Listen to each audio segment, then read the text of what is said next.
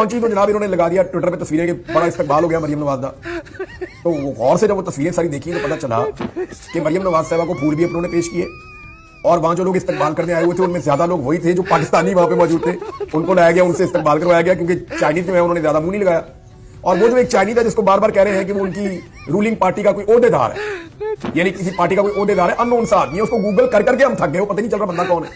उसकी शक्ल को हर एंगल से डाल के देखा, पता नहीं चलता बंदा कौन है। यानी एक अननोन आदमी, ऐसा लगता है चाइना ने बदला लिया इनसे और एक ऐसा बंदा भेजा, उन्होंने कहा ढूंढते रह जाओगे तुम्हें नहीं पता चलेगा ये कौन है।